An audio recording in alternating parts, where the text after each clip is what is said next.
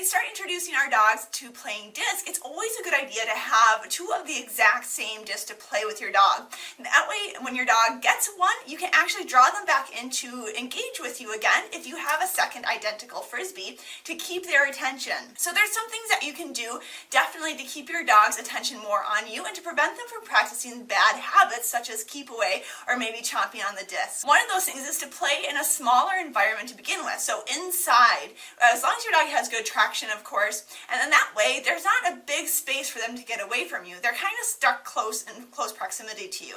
Sometimes playing frisbee in your hallway works very, very well to begin with because there's no side-to-side movement. They're going to run back towards you with that disc. The other thing you can try to do is put a leash on your dog. So this is particularly a good idea once you bring your disc game outside for the first time, even if you're in a nice fenced-in area. If you have a long line or a leash on your dog, maybe 10 foot that they're allowed to drag around, what can happen is you'll throw the disc for your dog, and now you can use that long line to prevent them from running off further. Alright, so you'll see I'll start the game with a little bit of tug, let him win, and then get that second one moving.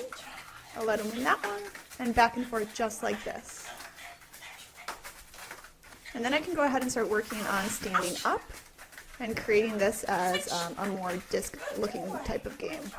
So when I originally started teaching the game of toss and catch, I use a game of switch to teach it. So I have two discs just like a normal game of switch, but I have my long throw, and then as my dog's returning, I call a switch. They let go of the disc they have, they come and bite the disc I have, and we tug and get rewarded that way. So let's go ahead and take a look at what that toss and catch game looks like. You'll see I call the switch when she's pretty close to me, within 10 feet or so. When you first start this game, you might actually want to call the switch sooner. That would encourage more of a speed.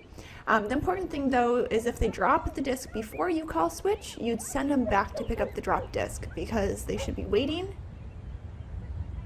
until you say the word switch and then letting go of the one to bite the one you have.